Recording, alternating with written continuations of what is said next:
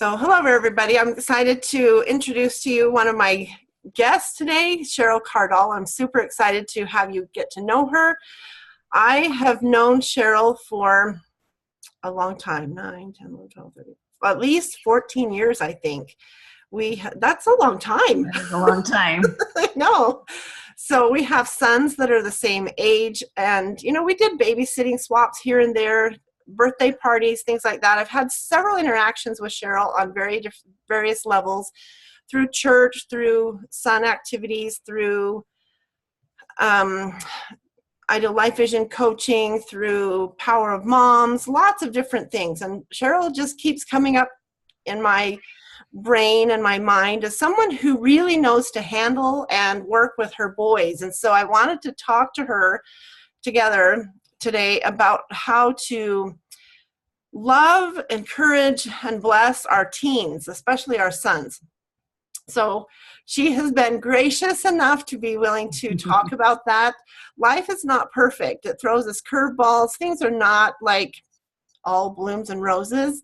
There's lots of things that become challenges and then become adversity and become, what in the world are we doing? And so we just want to talk about that, kind of the real life situation of raising teenage children, but particularly of boys, and some of the things that she's found successful and that kind of thing. So with that, Cheryl, I would just like to say thank you so much for being willing to speak with us for a few minutes this day and be able to, share your thoughts and ideas. Well, thanks for having me. You are welcome. So let's start with teen communication.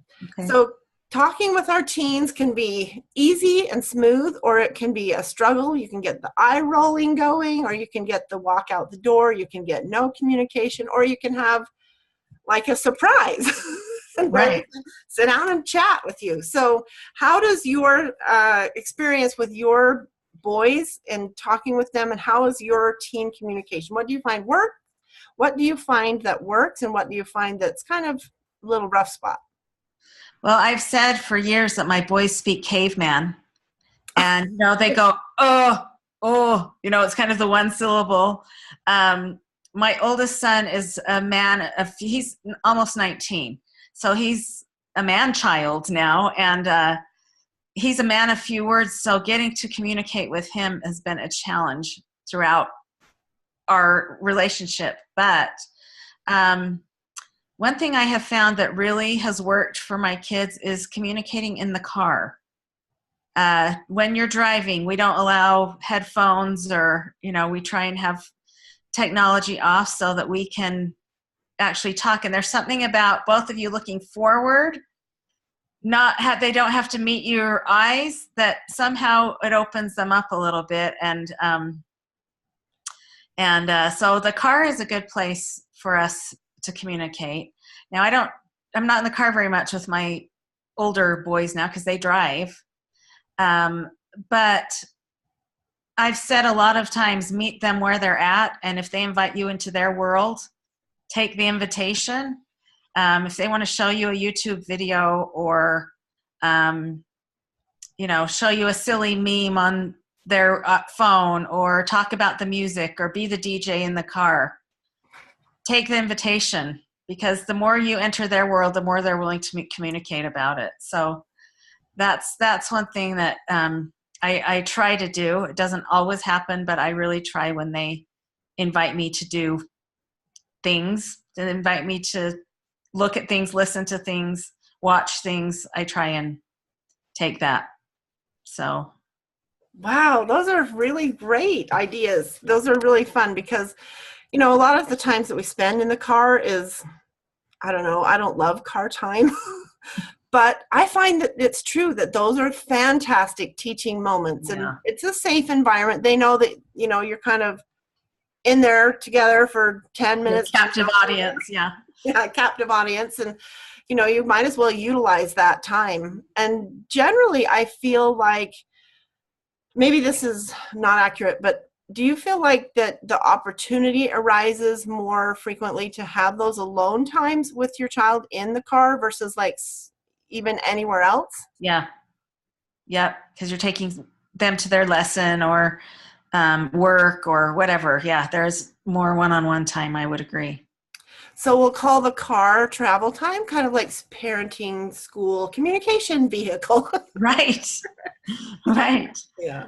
Yeah. That's great. And I also love that when you wait for the invitation, not necessarily kind of hanging out, standing on the sidelines, pining for the invitation, but Right. when they do invite you to their world, of clearly seeing the funny memes, that's I don't know, 2018, 2017 thing. It wasn't Right. even a thing at all, probably 5 years ago. Yeah, even yeah. 2 or 3 years ago. Yeah. So, looking at those, and I definitely am an eye roller for those, because I'm like, oh, Right. that's not even funny, but Right. but at least that they're sharing that with you, and then you can, kind of enjoy that together. And for sure, if they want to share a YouTube video or a meme or some kind of, you'll never believe what I saw so and so post about, so at least there's that. And I do like that you have some time that's not, obviously in your household a rule about the usage of technology in the car, that it opens it up for something outside of that. Right. Do you find, so related to that, do you find that your household, your kids are like addicted to their phones, and they're on them 24/7 or device, whatever it is, or are they more, I don't know, do you feel like there's like that rift or difficulty? Is that a challenge, or is that something? I think it is a challenge for parenting in this day and age. I think everyone has that challenge because technology is so accessible, and we're kind of the first generation of parents to deal with this, to have it right in our hand all the time. That's a challenge. So, my kids would be on it all the time if we didn't have some boundaries. So yeah, it is a definite challenge, and I don't know that I have answers to it because it's hard for me to put it down too, so I think that it's a definite challenge, but I think there have to be some boundaries so that you have family time without it. Dinner time definitely is put away. My kids put theirs away. They charge them in our bedroom at night, and there's no phones in bedrooms. And so, there have to be some boundaries, but I'm not sure that we've found the great balance yet because it's a big challenge. Yeah, I would have to agree. And we have similar rules, and I don't create a battle about it. I don't like to do that. We have had battles about it, but I don't like to create them. Right. And it's a whole new world. It is. Yeah. And my kids, even when they're doing homework, they'll have their phone with them. I'll say, you need to put your phone away so you're not distracted. But I'm using it to do my homework. I mean, yes. They are the tool for everything, it seems like. Yes. So it's hard to get away from that when that's what they use for everything. For everything, yes. We call it technology, but they don't think of it as that word. Right. It's life. Right. It is. Yes.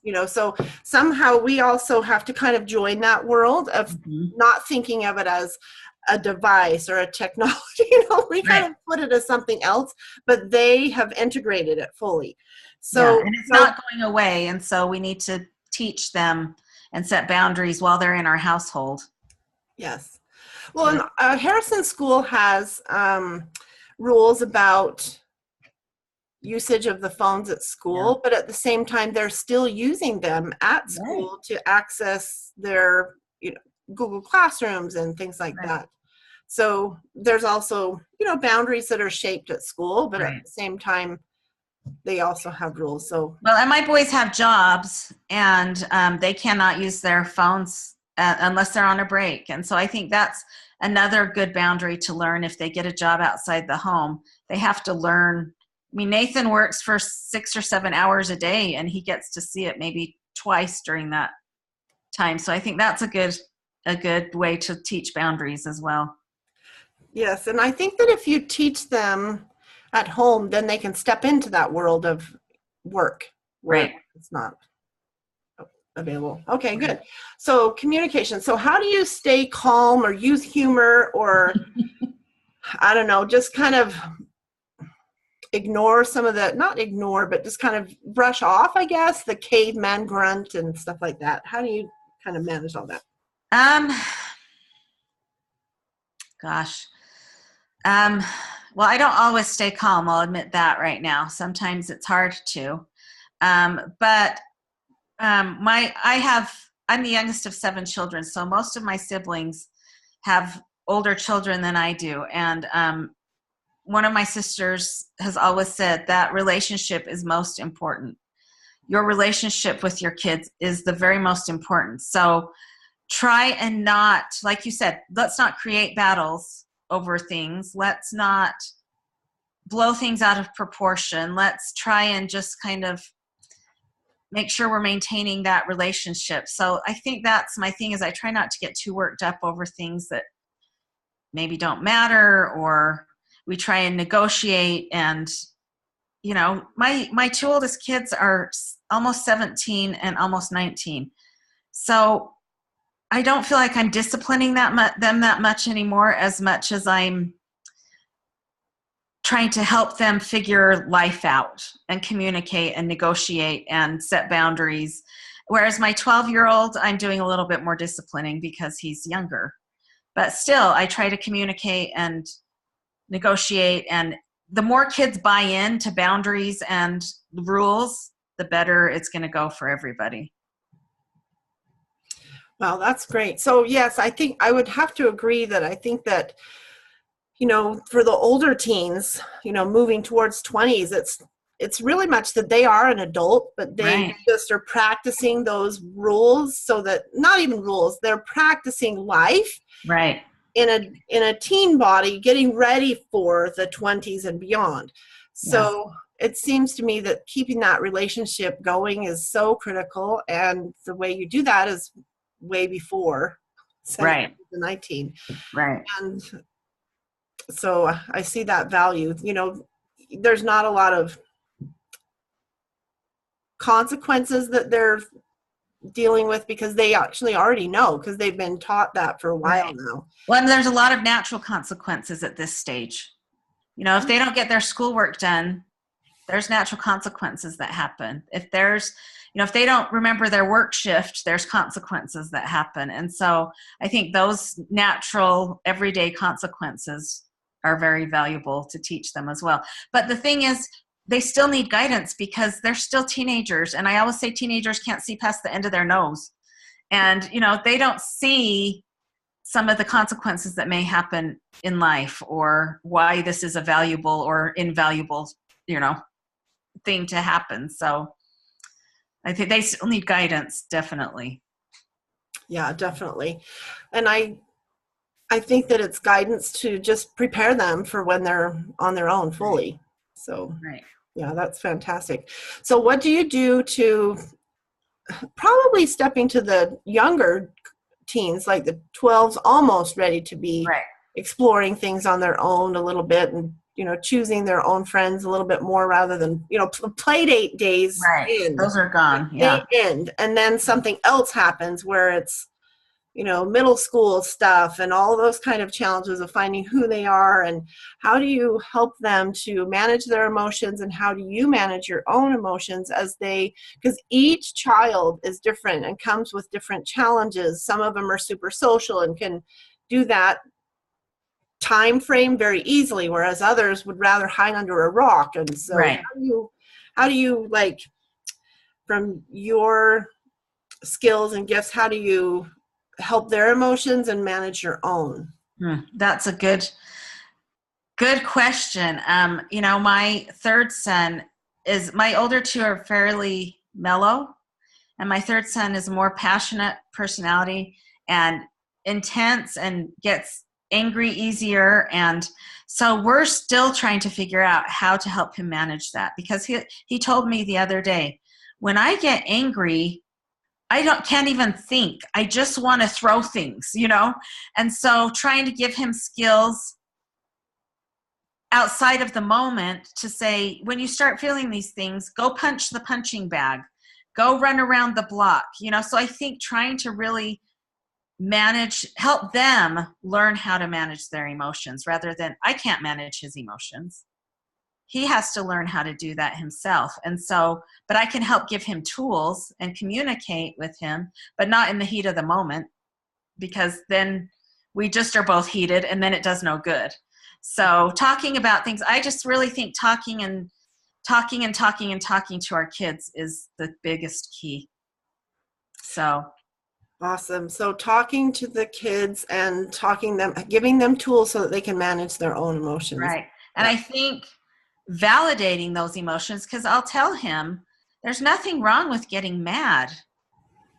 No, there's nothing wrong with your feelings. It's what we do with them so I think you have to validate those feelings of, I have a 10-year-old daughter who's starting to become very emotional about life, and her feelings are valid, even though her emotions are way out of proportion with the problem. Her feelings are still valid. So I think validating their feelings is huge. So how do you validate someone's feelings? What is it that you do? How do they feel then validated? Okay, I'm validated by my mother. Well, I think my biggest thing is I have to be the eye of the storm in their storm. Yeah. I can't get involved or else it just escalates and ramps up, and then it's no good for anybody. But if I can stay calm and, say, I know you feel angry. What can we do about it? And then processing it after the storm, I think that's when the feelings really get validated. When my daughter's really highly emotional, she's not really listening to anything I'm saying, but I can still be calm and love her. And then afterwards we can talk about it and validate that, yeah, I understand you felt frustrated or upset or sad or, whatever she was feeling. Let's talk about what we can do when we're sad, or I don't know, I just think in the middle of the storm, no one's listening. In the middle of the storm, no one's listening, and it seems like you have a tendency to join the storm or light the fire of the storm. Yes, exactly. So sometimes being the eye of the storm is very interesting to think of that, analogy that you're there, you're present, but you're giving kind of a space for them to just have peace for a moment so they can get through it. I almost feel like I have to be neutral in the moment. Yeah. Even if I'm feeling upset, or even if I feel what they're feeling, if, my son was angry because somebody at school did something, I was angry too, but I couldn't get angry with him because it wouldn't do any good. So I had to channel that into the email I sent, or, something like that. But I almost have to remain neutral in that moment. Okay, so that's extremely difficult to do. Oh, absolutely. What do you do? What skills do you have that you've kind of, is it just because you've done it several times now that you kind of like, oh, that didn't really work very well. Maybe I should. And I'm not perfect. I still, have moments where I get in the middle of the storm and I flame the storm, or sometimes I have to walk away. Sometimes that's the only way, and that's okay. You can go back after and give them a hug and whatever, but and especially when they're irrational and don't want to listen, let them have their time away, because when I'm upset, I need some time away, and it's okay for them to have some time away. So maybe we need to separate. If that's when they're really angry, but if they're very sad, I can put my arm around them and love them, or if they're frustrated. But I think sometimes that time away is valuable, even if it's just a few minutes. So. Yeah, when my kids were toddlers, I would put myself on a timeout just as they would, and I would tell them that I was going on a timeout, and and it wasn't a long timeout. I just needed some, I needed the separation so that I could get back to grounded. Yes. And I think that I don't know if I really think about doing that so much now that most of my kids are in the almost teens, if not teen age. And so, but I'm pretty sure that a lot of moms create a space, a hiding space for them. So, you know, whether it's the closet, the bathroom, Right. the car. I know a lot of moms create the car. Yes. Just like, I'm just going to go sit in my car. Right. And I can't tell you how many times I've just gone to sit in the car and I don't go anywhere. It's just, I'm out in the garage. Right. Right. Like that. So, well, and you know what? I've always said that tweens or toddlers prepare you for tweens and teens because they are eerily similar. They throw tantrums. They, you know, but you can't put them in timeout. So that's when you have to have a timeout, right? Right. So, yeah. Oh, that's great. Okay, so what about, oh, sorry, I'm going to have a phone call. Hopefully they'll go away. Yeah. What about, I was going to try and like throw this out the door, but I can't really do that. Anyway, so what about disengaged teens? I don't know if you have any experience with that they're just like, don't care, or just, I don't want to, or maybe even just a sense of rebellion, that not even something like that. Oh, sorry, the connection is froze for a minute, but you're back. It was probably unstable because the phone call. So maybe it's all connected at our house. Phone and gotcha. Anyway, so so what I was saying is, do you have any thoughts or experience with kind of disengaged teens or rebellious teens, or what are your thoughts about when they're not wanting to follow rules or questioning them or things like that? Any insights on that kind of experience? You know, we haven't had a ton of that. I mean, they all have their moments. You know, all teens have their moments where they're going to rebel or be stubborn, or, you know, I'm not saying that we won't ever have that, because I never say never. But again, I just think that thought that my sister would say always goes through my mind. The relationship is most important. And I remember when we moved to Utah 4 years ago, and my son Tyler, who's now almost 17, was progressing in Scouts and doing really well, and things like that. And Scouting is a big deal at our house, and my husband has been very involved and things like that. And Tyler was just giving us lots of pushback about Scouts. He still is. And so I was talking to one of my sisters, and she said, you know, I mean, this was soon after we moved here. She said, he's dealing with a lot of stuff going on. Moving when you're, you know, 13 is a big deal. And she's like, just what's more important, Tyler or Scouting? And, you know, I think sometimes we have in our mind what our kids are going to accomplish and what is valuable for them and things like that. And sometimes they don't have that same idea. And, you know, Tyler's a project and 3 merit badges away from becoming an Eagle Scout. And I'm not sure he's going to do it, because for him, that is not valuable. Scouting is not something that he enjoys, but he's doing other great things in his life, where he's learning other great lessons. And so if I really pushed that Scouting, I think we would have a rebellious, angry teen. And there's some things you obviously have to push. School is not negotiable. You know, I don't know. I mean, there's things that aren't negotiable, but we haven't had to deal with those things at our house.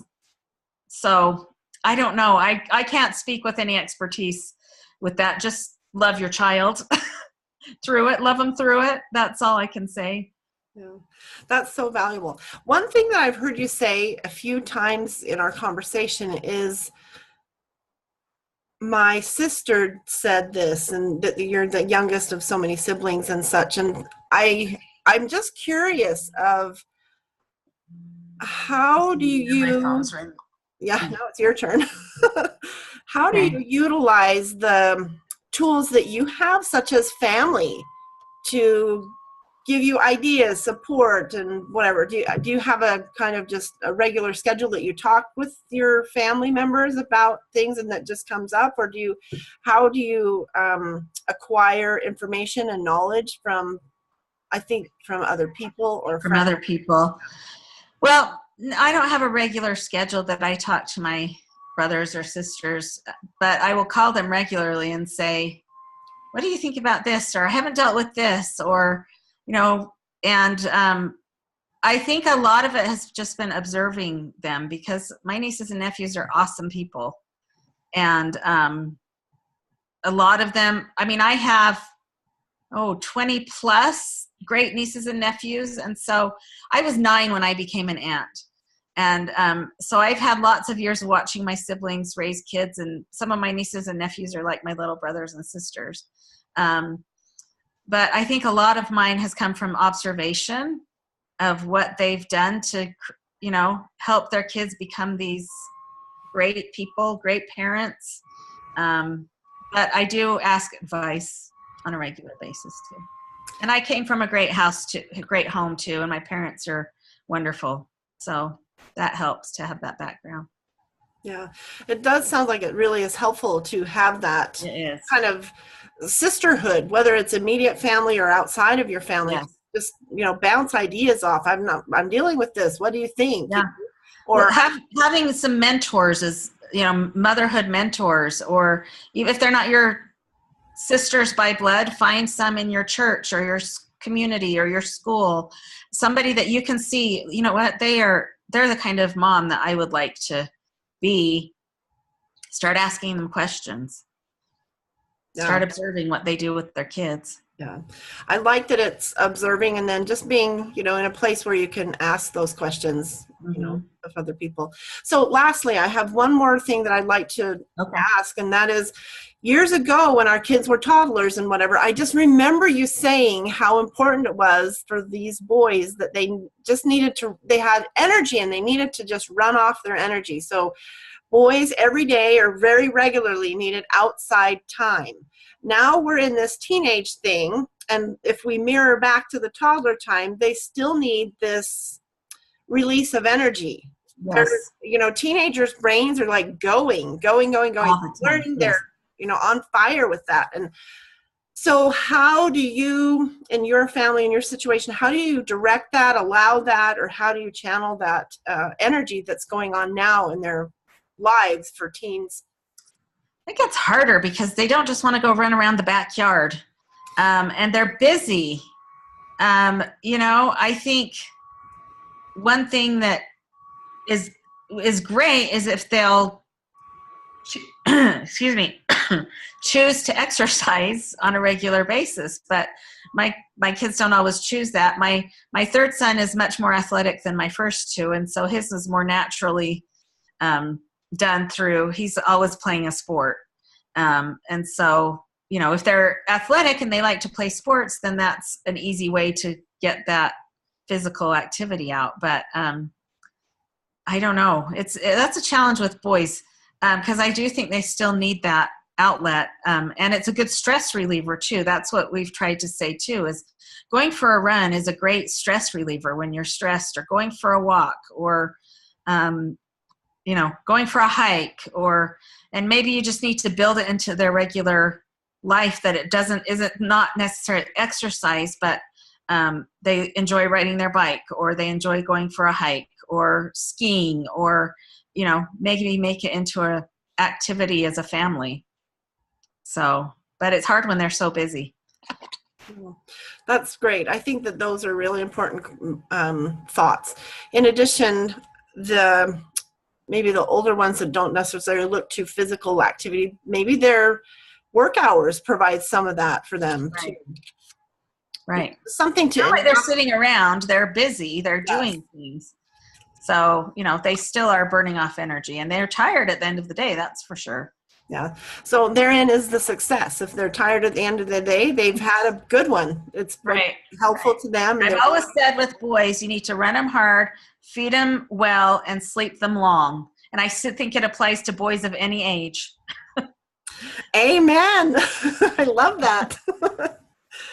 Oh, so thank you so much for joining me for this time. I think that I've taken some notes while we've been here, and I'm gonna be just thank you so very much. It's so nice to have just somebody else's thoughts and insight on raising teenagers, and just to have some, ideas that things are not always easy or perfect, that we make mistakes, but we put ourselves in a place where we can have a timeout, or we can re-look at things, but having the relationship as the key, and just loving them and reminding them, validating them, all those things. So thank you, Cheryl, so very much. You're welcome. You're welcome. Thank you, Cherlynn. You're welcome. Have a great day. I'll see you later. You too. Okay, bye-bye. Bye.